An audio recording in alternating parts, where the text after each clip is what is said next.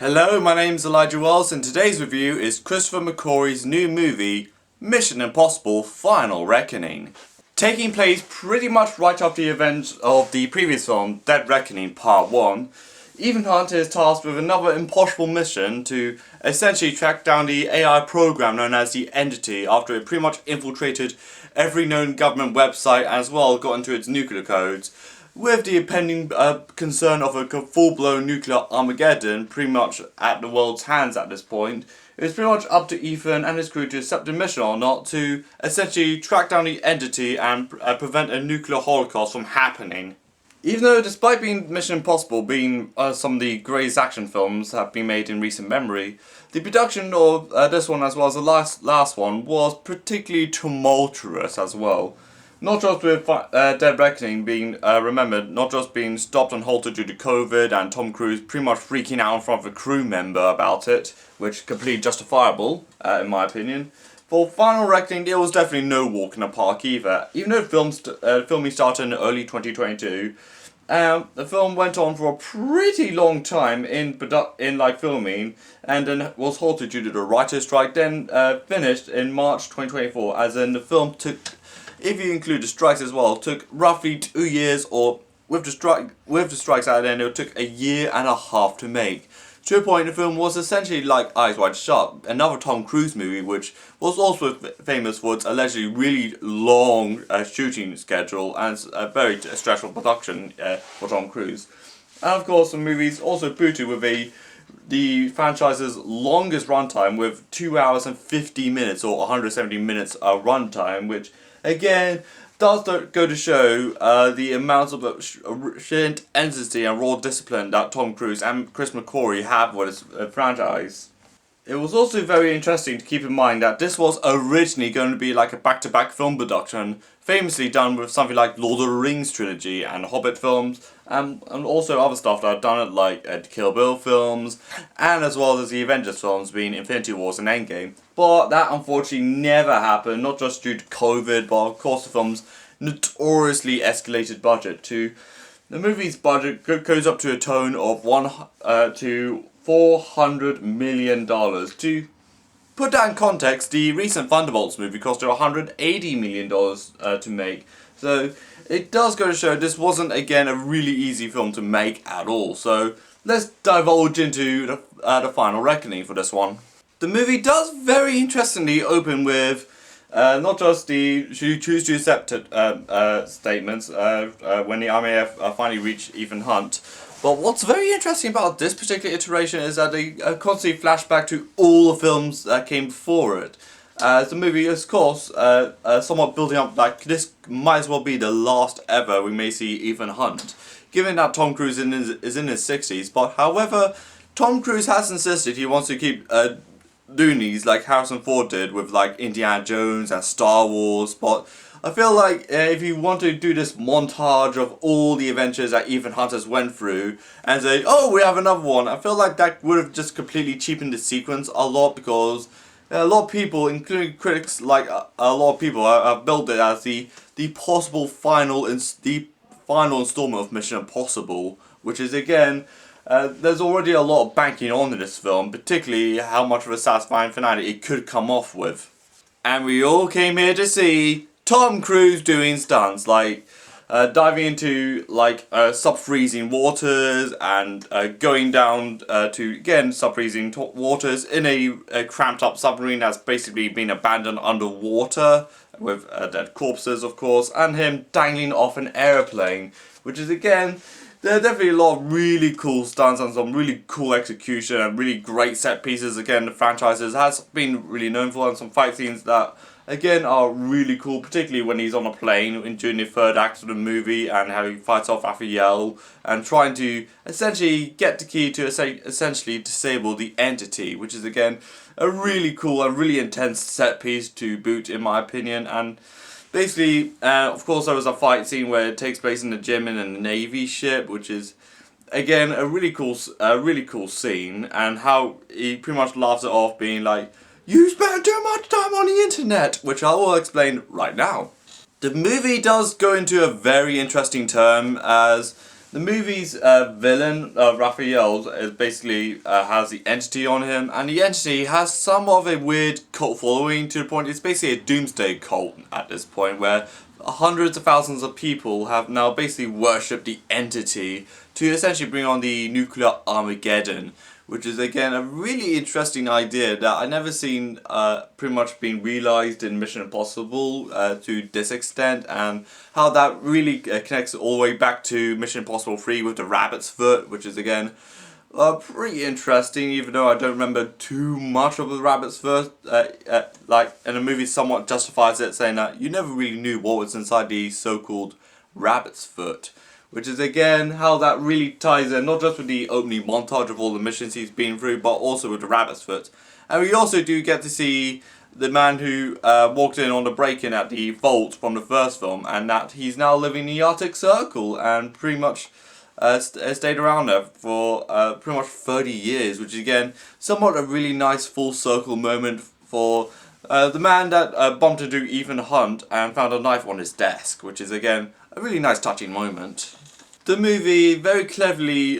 does add a lot of tension. Like, it does definitely build and build and build a lot more to the end, particularly as Ethan Hunt has only 3 days to retrieve the entity and essentially disable it before the world ends up in nuclear Armageddon. It somewhat reminds me, not just all the Mission Impossible movies that very successfully build up attention consistently throughout the movie, but reminds me somewhat of Minority Report, which is, again, something I noticed from, like, English class, like, how do you build tension? Like, again, the main character, being Tom Cruise, realizes he's about to be convicted of murder, so he tries to wiggle his way out of the situation until he realizes there's no way of escaping it, which is, again, a very interesting, really cool way to build tension, which is, again, somewhat of a more similar model of building tension for Minority Report to here, but this time it's definitely on steroids. As in, not just in the Minority Report, the fate of one man hinges that he does not kill that one man, but in this time it's the one man trying to prevent a nuclear apocalypse. Even though the runtime may be somewhat intimidating for some people, it's not essentially Magnolia runtime where it goes over 3 hours. But again, it does. I feel like the film, particularly in the first little bit of segment of the film, particularly when they end up in London, and when they end up in the bunker where the US president was staying, when the entity is wreaking havoc on the world's nuclear systems, I feel like it does drag a titty bit too long. I feel like they could just sped up the pacing a little bit, like doing some quick editing, or just kind of just rummage the film a little bit more quickly, in my opinion. But I feel like the pacing is, particularly after the first act is pretty much over, I feel like the pacing somewhat it gets a little bit more justifiable, in my opinion, and it does get a little bit more consistent and has a much more of a better flow of runtime, even though the first third of the film is like, okay, first act of the film be like, okay, bit of a clunky pacing issues, but I feel like when second act begins, I feel like it's somewhat ironed out a lot more. Even though the story does feel is somewhat a titty bit convoluted, as the film, like Mission Impossible, has somewhat of a titty bit of a bad habit of like really over plotting or making the film somewhat titty bit over dense, but.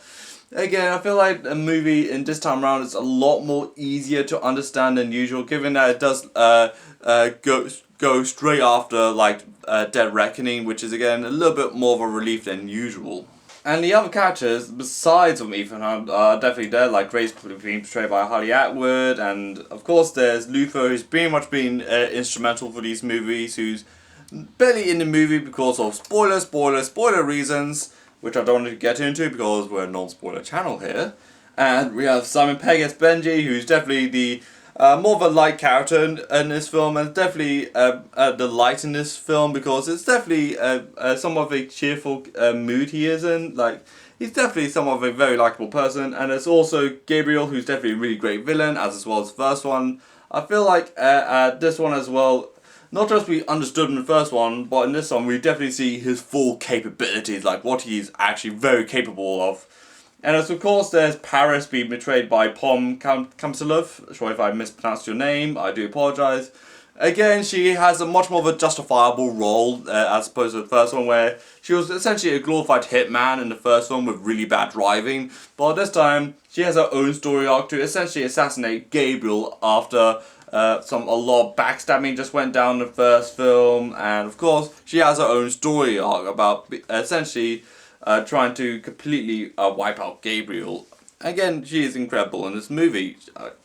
And of course there's Angela Bassett, who returns from Fallout. Now she's the President of the United States, even though